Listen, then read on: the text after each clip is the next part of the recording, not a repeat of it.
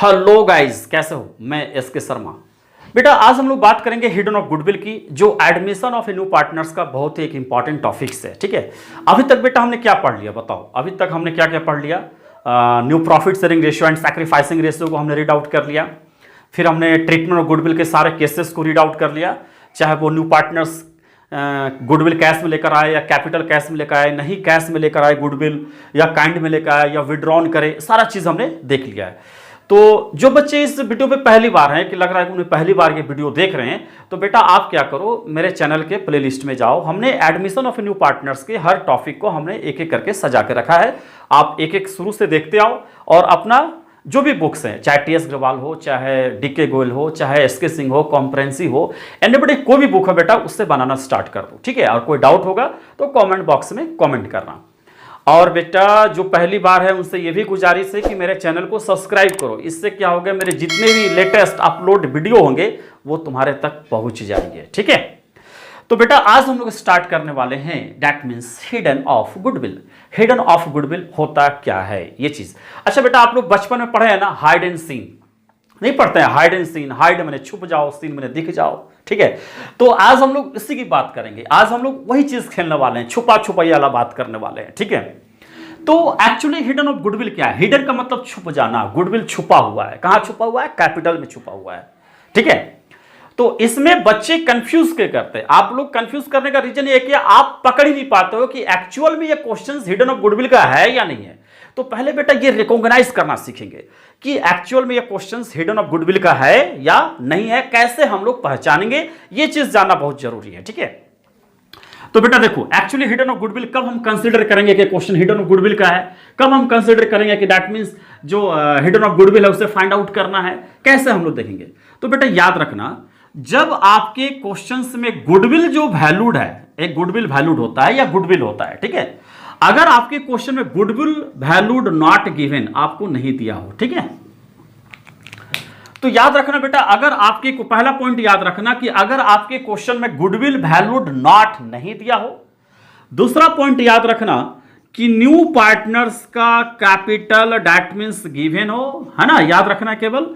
और old partners का capital भी गिवन हो।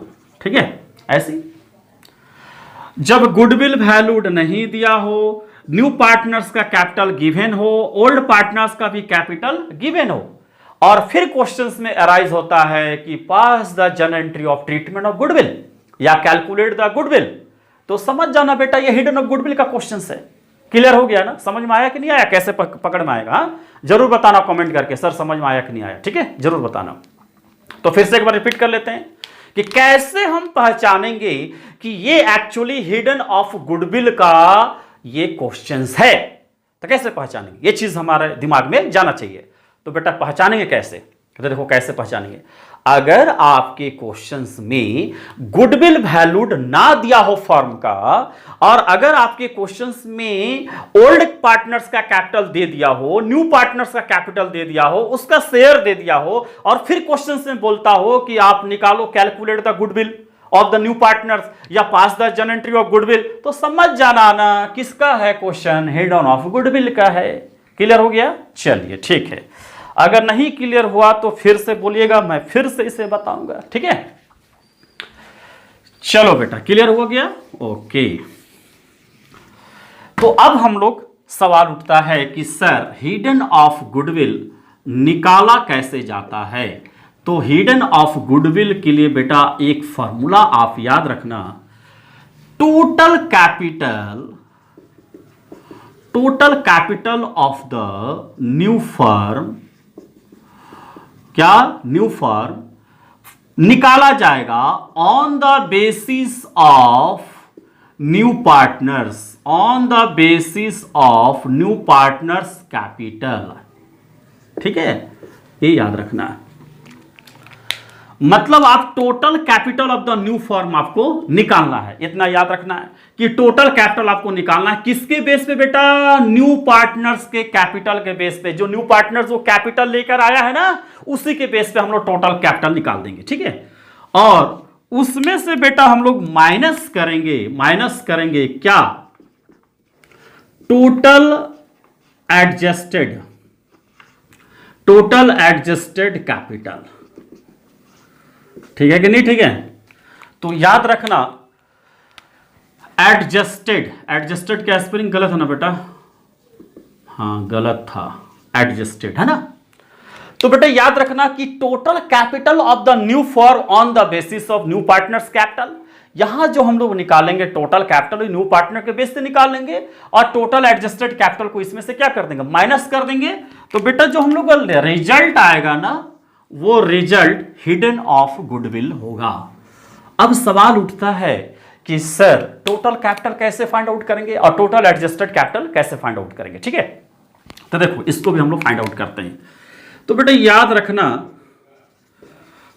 टोटल कैपिटल ऑफ द जो न्यू फर्म होगा कैसे निकालेंगे? अभी हमने बोल दिया न्यू पार्टनर्स जो कैपिटल लेकर आएगा वो, तो बेटा याद रखना ये जो न्यू पार्टनर्स कैपिटल, ठीक है, और into reciprocal of new partner share, ठीक है। अब इसको समझो क्यों ऐसा किए। हमने टोटल कैपिटल निकालने के लिए न्यू पार्टनर्स के कैपिटल को उसके शेयर से रेसिप्रोकल क्यों किए? इसका रीजन क्या है? क्यों किए? अरे क्यों किए भाई, क्यों किए बताओ, क्यों किए? अच्छा बेटा आप एग्जाम देने वाले कैंडिडेट हो, आपने 10th क्लास में एग्जाम दिया, 500 का टोटल मार्क्स होगा, ठीक है, या आप बोर्ड में भी दोगे, अभी दोगे ना 11 12 का एग्जाम दोगे, तो टोटल आपका दैट मीन्स 500 का है। चलिए मैं इतना पहले बता लिया, बहुत गलती किया, पहले बता दिया। चलिए अब एक क्वेश्चन सवाल है आपसे।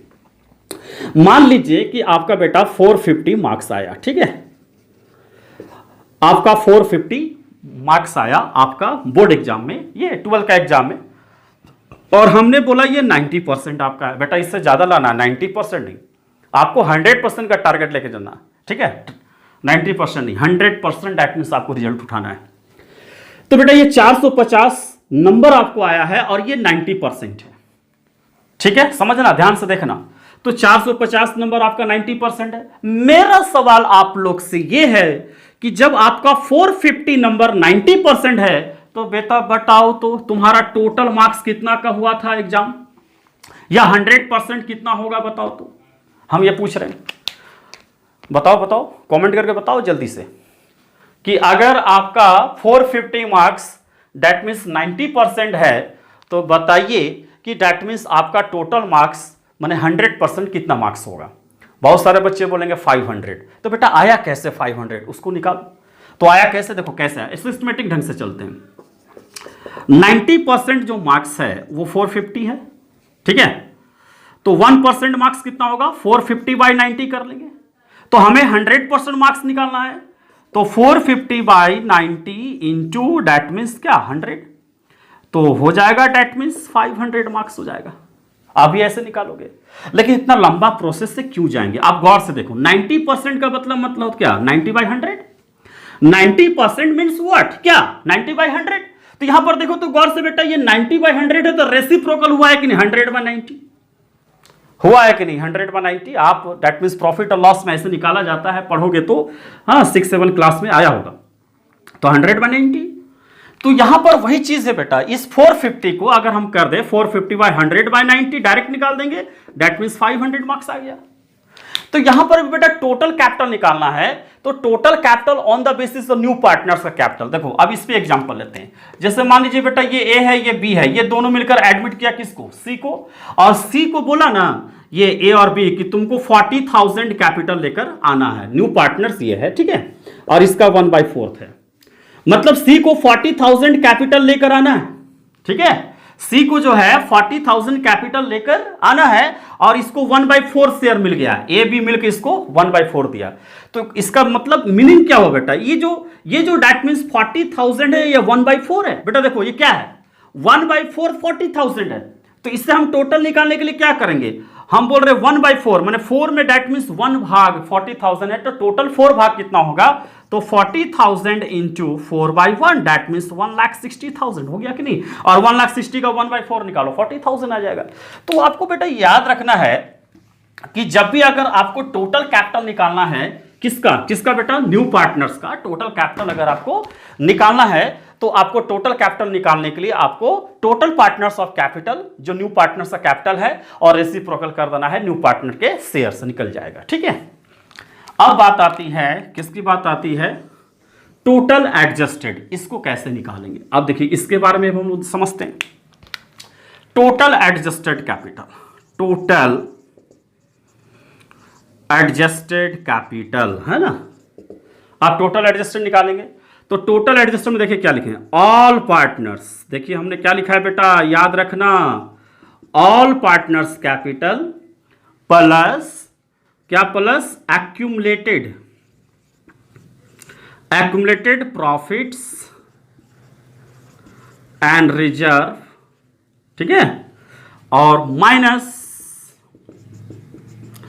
फिक्टिशियस एसेट और minus non trade investment. Non trade investment ज्यादातर ये रहता भी है, नहीं भी रहता है, लेकिन याद कर लो। ठीक है, नॉन ट्रेड इन्वेस्टमेंट, ये तो बेटा ये आपका आ गया टोटल एडजस्टेड कैपिटल निकालने का प्रोसेस आ गया। ठीक है, अब गौर से देखो बेटा, यहां ऑल पार्टनर्स कैपिटल का मीनिंग क्या हुआ। यहां पर ऑल पार्टनर्स का मतलब हुआ कि ए और बी अगर सी को एडमिट किया है, यहां पर अगर ए है और ये बी है, ये दोनों मिलकर अगर सी को एडमिट किया है तो ऑल पार्टनर्स का मतलब तीनों का कैपिटल, ओल्ड का भी और न्यू का, सारा कैपिटल को हम लोग ऐड कर लेंगे। जितने भी न्यू पार्टनर्स और ओल्ड पार्टनर्स हैं सारे कैपिटल को ऐड कर लेंगे तो बेटा वो निकल जाएगा all partners capital. Okay, accumulated profit and reserve क्या होते हैं, क्या होते हैं, हर बिजनेसमैन क्या है अपने प्रॉफिट्स में से फ्यूचर के लॉस कुछ हो जाए, अगर फ्यूचर में कुछ लॉस हो जा रहा है उस लॉस से बचने के लिए वो क्या करता है, अपने प्रॉफिट्स में से कुछ ना कुछ दैट मींस रिजर्व काटता है। ठीक है, रिजर्व रखता है प्रॉफिट में से या प्रॉफिट रखता है, तो उसे हम लोग एक्यूमुलेटेड प्रॉफिट एंड रिजर्व करते हैं। बेटा इस पर हम लोग एक टॉपिक पे इस पर डिस्कस करेंगे, जब हम लोग अभी इससे आगे बढ़ेंगे तो ये पूरा एक टॉपिक है, इस पर हम लोग बात करेंगे, इस पर एक लेक्चर हम लोग वीडियो बनाएंगे, आप टेंशन मत लेना। ठीक है, अभी इतना जानो। ठीक है, एंड द फिक्टिशियस एसेट क्या होता है, क्या होता है फिक्टिशियस एसेट, बेटा एक इसको हम लोग बोलते हैं फर्जी एसेट, अगर हिंदी में बात करते हैं तो फर्जी एसेट, वैसा एसेट जो राइट ऑफ नहीं हुआ था, जो दैट मींस रिटर्न ऑफ नहीं हुआ था किसी भी कारण से, किसी भी इंसिडेंट से, तो जब रिटर्न ऑफ नहीं होता है तो उसको हम एसेट्स में क्या दिखा देते हैं।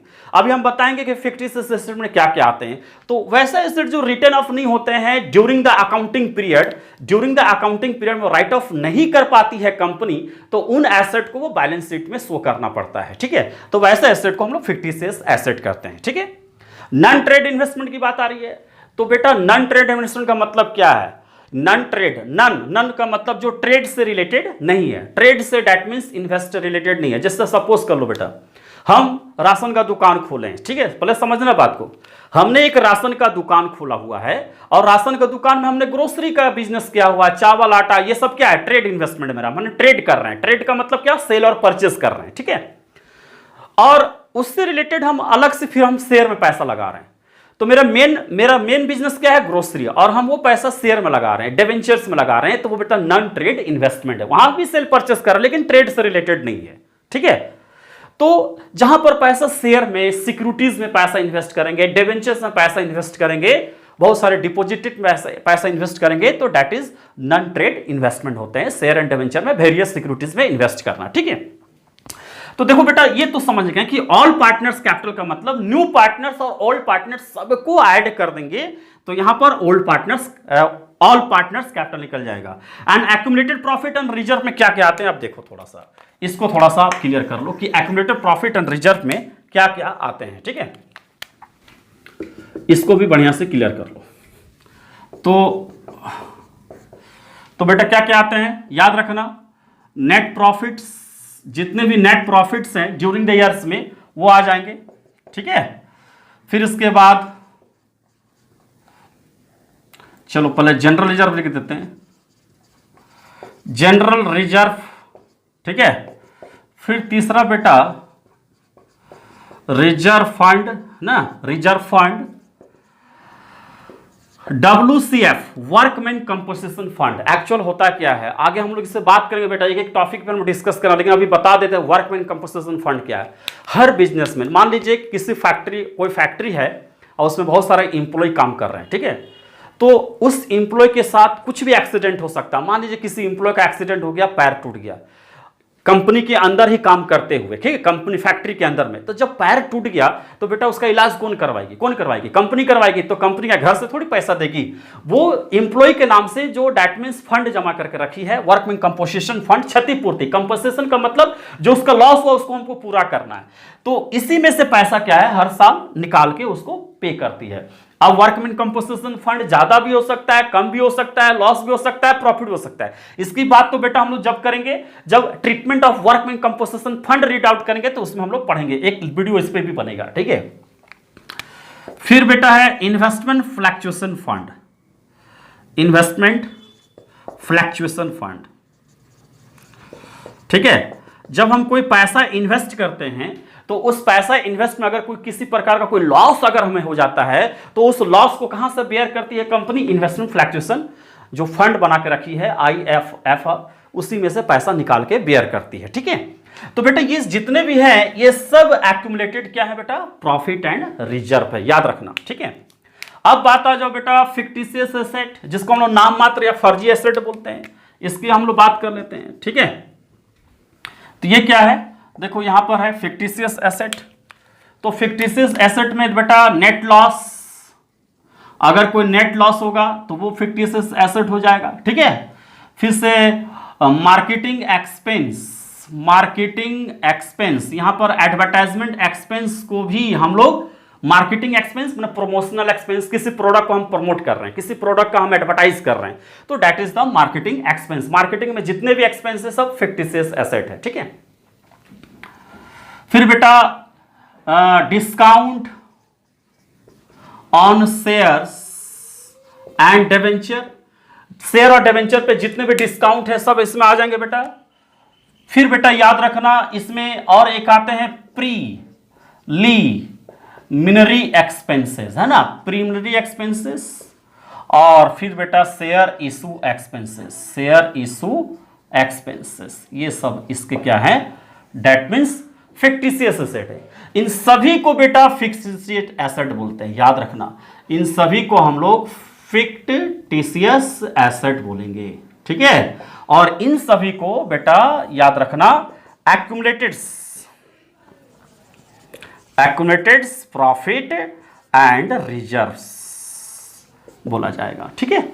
तो बेटा इस प्रकार से हमने क्या देखा कि हिडन ऑफ गुडविल का कंसेप्ट क्या है। फिर से एक बार बता रहे हैं बेटा, अगर आपके क्वेश्चंस में ओल्ड पार्टनर्स का कैपिटल दिया हो, ठीक है, और न्यू पार्टनर्स का दैट मींस कैपिटल दे दिया हो, तो समझ जाना कि ये, और क्वेश्चन में बोल रहा है कि आपको गुडविल निकालना है, तो समझ जाना हिडन ऑफ गुडविल का क्वेश्चन है, ठीक। कि सारा कंसेप्ट हमने हिडन ऑफ गुडविल का हमने दैट मींस पढ़ लिया।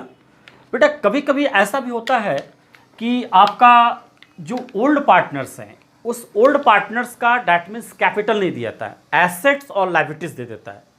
तो बेटा याद रखना जब ओल्ड पार्टनर्स का कैपिटल नहीं देगा और उस समय अगर एसेट और लायबिलिटीज दे देगा ना बेटा, तो हम लोग कैसे that means hidden of goodwill का हम लोग कैसे फाइंड आउट करेंगे वो चीज़ देखो, थोड़ा सा भी देख लो, इसके बाद हम लोग देखते हैं।